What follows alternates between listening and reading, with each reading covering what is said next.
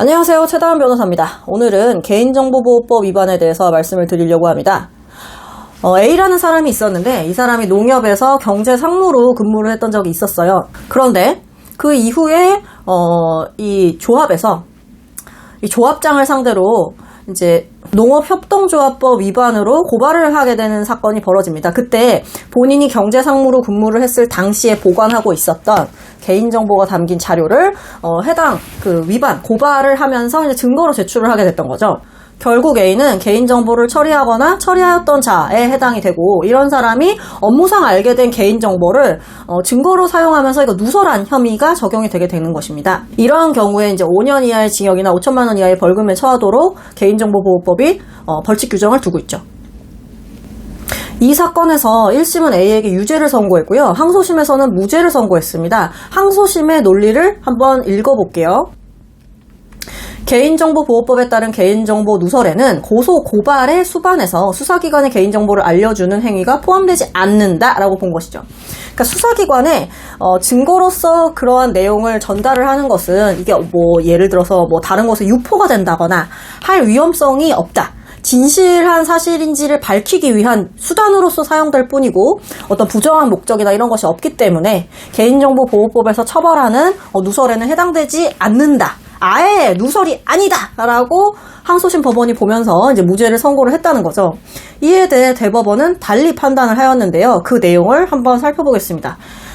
좀 복잡해요. 누설이라 함은 아직 개인정보를 알지 못하는 타인에게 알려주는 일체의 행위를 말하고, 고소, 고발장에 다른 정보 주체의 개인정보를 첨부해서 경찰서에 제출하는 것은 그 정보 주체의 동의를 받지 아니하고 관련 법령에 정한 절차를 거치지 아니한 부당한 목적하에 이루어진 개인정보 누설에 해당한다 라고 보고 있습니다. 그러니까 결국 항소심 법원에서는 누설 자체가 아니라고 봤는데 대법원은 이것도 누설이야 이렇게 판단을 했다는 거죠.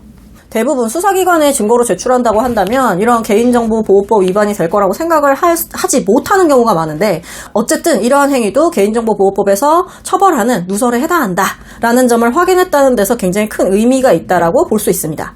그런데 여기서 대법원이 한 가지 말을 추가했는데요. 그 내용이 뭐냐면, 이러한 행위가 누설에서 제외될 수는 없다. 그런데 피고인의 이와 같은 행위가 범죄 행위로서 처벌 대상이 될 정도로 위법성을 갖추고 있지 않아 위법성이 조각될 수 있는지는 별개의 문제다라고 얘기를 했습니다. 자, 형법을 공부하신 분들은 아실 텐데요. 일단 구성 요건에 해당이 돼야 되고 그 이후에 이게 위법해야 됩니다. 위법성이 조각된다. 한마디로 정당방위였다거나 이런 경우에는 위법성이 조각돼서 처벌을 할 수가 없어요. 이후에 이 사람이 과연 책임을 질 수 있는 사람이냐, 아주 어린아이이거나 한다면 그 자신의 행동에 대해서 책임을 질 수 없으니까 책임 능력이 있는 자인지를 마지막으로 판단을 한 후에 최종적으로 처벌을 하게 되는 것입니다. 그러니까 결국 여기에서는 구성 요건에 해당하는 건 맞아. 누설 맞아. 그런데 누설이 맞다고 하더라도 이 사람의 행위가 처벌을 할 정도로 위법한 행위인지는 잘 모르겠어 라고 대법원이 판단을 유보했습니다. 그러면서 항소심에서 그 부분을 판단하라고 파기환송을 한 것이죠. 그러니까 결국은 이 행위에 대해서 위법성이 있는지 없는지는 파기환송심에서 다시 한번 다퉈지게 될 것이고, 그에 따라서 유죄와 무죄가 달리 판단이 될 여지가 있습니다. 근데 결국 대법원의 취지를 봤을 때는 구성요건은 해당이 되지만 과연 이걸 유죄라고 보는 것이 맞는지에 대해서 의문을 갖고 있는 것으로 보이고, 제 생각에는 무죄가 나올 가능성이 매우 높다라고 보입니다.